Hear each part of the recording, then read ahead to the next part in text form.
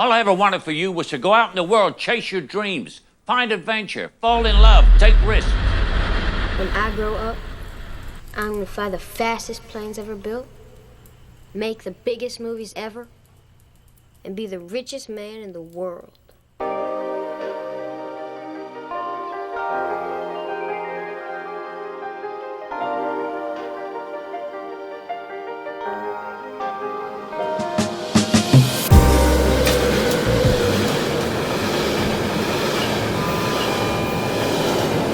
Passengers Kleinmanma traveling to Las Vegas with Virgin Atlantic on flight VS43.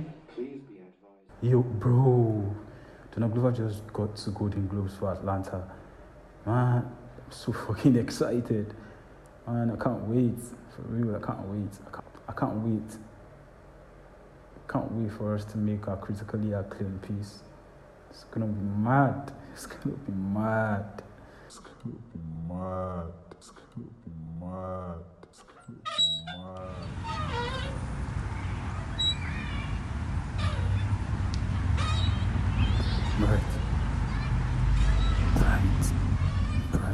Right. So one thing I've learned to do lately is to identify how I feel. And recently, what I found out is I feel a little nostalgia. You know, I miss who I was. When I found out that I had superpowers, let me use it that way. I miss who I was when I found out that I had some certain gifts that I was transferable. In the beginning, I felt it was. At first, I felt all I was ever going to need was enthusiasm, enthusiasm into want the great stuff, the excitement, just want great stuff, without pressure, without any form of expectations, just, the amazing and the gift to be this great stuff. That was all I thought I was going to need for this whole journey of becoming, because that's exactly what it is. Along the line, the enthusiasm died. And I found out the bitter truth. And the bitter truth is that to move from passion to reality is one very hard journey. It's going to test you. It's going to ask you this question. And the question it's going to ask you is that, are you sure you are ready for this? Are you sure you really want this? Do you really want this? You have to prove to yourself. And I don't know, the first is in front of you that you actually want this. Nobody talks about losing yourself in the rat race. I'm going to use my story as an example. Back in uni, at final year, it was 3 of us. I'm very sure I've talked about this before. It was 4 of us. And we all followed each other. I was painter a few regard. We had a writer in the group, very good at that, an actor, very cool at that. We had another creative who was also creative in every works, he just had the mind of a creative director naturally. But after that, we all graduated, right? And the main harsh reality hit us. It wasn't as it was wild when school any longer. We all got scattered around the world because we're all looking for what we call down here. We call it our daily bread. And we all got caught in the rat race one way or the other. That was the first problem. We were all dismembered from our roots, to put it that way. We were all dismembered from our root, and we all had to figure out this day on our own. And it's no support system like it used to be. That happened, and time started going, right? And boom, another thing hit me. And it was the sudden rise and popularity and use and widespread use of the internet, the creators' economy. That exposed me in a way and also made me scared. It, killed the enthusiasm kind of. In the beginning, it was a special shit. I'm not gonna lie, we felt so cool. That's the beginning, you all feel so cool. But at some point, you realize that it's not just about being cool. It's about sending out the message. It's about the opposite be there. You saw people like us all over the world doing the stuff. See if other people do stuff that you want to do. It's supposed to make you feel seen. Put it that way. It's supposed to make you feel seen. And also, if you're not careful, it's going to kill the fire in you. Because at some point it did that for me. And this is how. There was this tiny voice in me telling me that I'm not enough. Because I saw the great things that other people were doing, and I felt like, can I really compete with these people? Judging from where I'm coming from, judging from where I'm coming from, background and everything, background, environment, resources and stuff. I was like, can I really compete with these folks? Right? Do the message I have, do my story even stand a chance? Like, is my story even supposed to be told at the end of the day? But what I've grown to understand is that every story needs to be told, right? There's someone somewhere that has to resonate, that needs to resonate to your stuff. There's someone somewhere that you need to, like, lend that open on still. But all these years, comparison and shit has been killing me. I'm not gonna lie. I had been comparing myself to a couple of people I see on the internet. I have forgotten that I'm supposed to make these people role models. I'm supposed to make these people with an example. I'm supposed to make them as a point of contact. I don't know where I let that thing from. To say, oh, it can be done, it has been done, and I'm going to key to whatever energy you've keyed into it. I'm also going to make something out of nothing. I'm also going to make something out of the numerous ideas make it to my head, right? Because these ideas make it to my head, and sometimes before they get out, halfway they're already dead. Why are they dead? Because of all these things I mentioned. The strenuous struggle from passion to reality, comparison on the internet, seeing that people are doing stuff even better than you're doing. Yeah, you think you're going to do that, man. You're asking yourself, am I actually going to stand out? So this idea just dying. I'm so, oh shit. It's this tiny voice saying, oh, did you read Yuka? Let's breathe. Let it breathe. Let it breathe. These habits of comparison, these habits, these hurdles on the way, it begins to drain it gradually. Not to mention the part of over monetizing your gifts, the part of over monetizing your hobbies. In the beginning it was play. To be honest, it was fun. Like I said, it was cool stuff. It was so cool to do, right? So at some point we lost the fun aspect of it. It's at some point left personal message, and it now became, it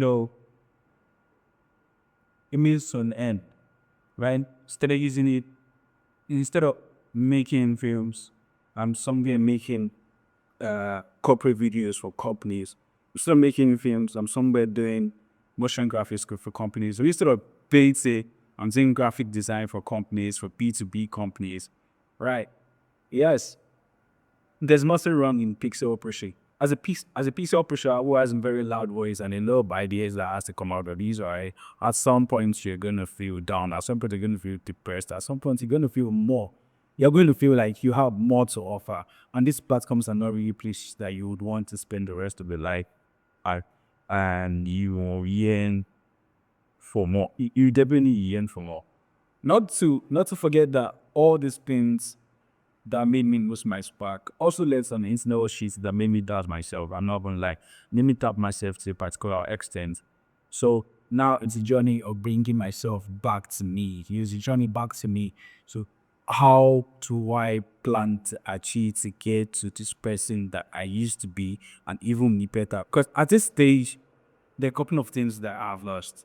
I've lost the inner luck. No.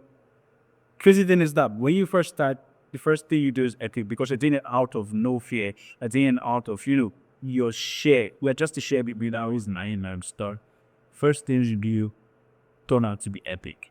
And later, when you carry more information and you need to compare yourself, you're losing your track.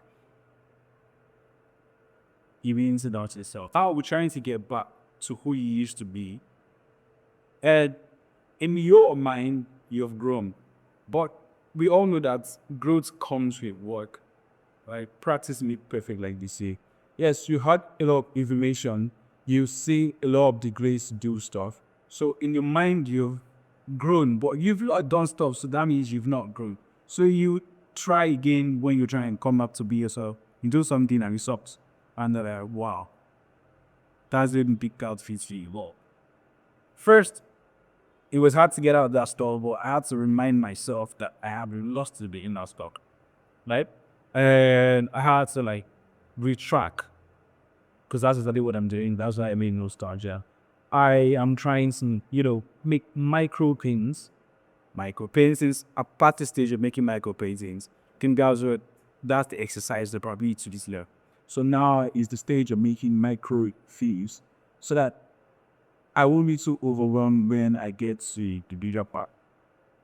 I won't be too overwhelmed when I try to make things bigger than this visual. If care is not taking, because this is happening to me, if care is not taking, you're going to have an archive of unfinished work because of they did not get to the standard that you think that they should get. So, for instance, this video, excuse me, for instance, this video, I tried to do it before. It was of a mediocre standard. I told myself that no, I'm not going to put this out. Well, I didn't let that stop me, right? Didn't let that stop me. Only thing I did was to try harder and fix the little things that I saw. And good thing is that it's a micro project, so it's not going to overwhelm me that much to try again. The losses won't be that big. So that's why it's vital to try micro projects and try and scale back yourself. Whatever you're doing, just the micro things, micro paintings, do monologues or actors. Whatever you do, just find Blaze and make them leads first before we try and epic standard stuff. Because that way you'll be able to feel small, we grow, learn from small mistakes. It goes on. And while you're trying to make these micro projects, you're going to judge yourself. I'll be honest, you're going to be scrutinize yourself because of how much you know all these years, because how much you've been exposed. You're going to judge yourself. I'm just going to advise that she easy on yourself. That's what I'm trying to do. I'm trying to also understand that I have to make things for myself, not for whoever I see them outside, right? First things first, in order to get back to myself, I have to make things for myself. That way, it takes the pressure out. It brings the fun and the spark back into it. It's now play, it's no longer work, and there's reduced pressure.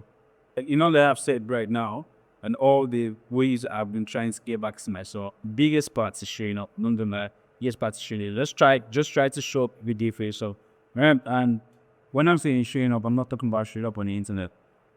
Whatever you do, there's parts. I'm not saying you shouldn't show your work, but while you don't have to put the pressure, if show your work is another pressure, just remove that pressure for now and just show for yourself and become better in whatever you're trying to do.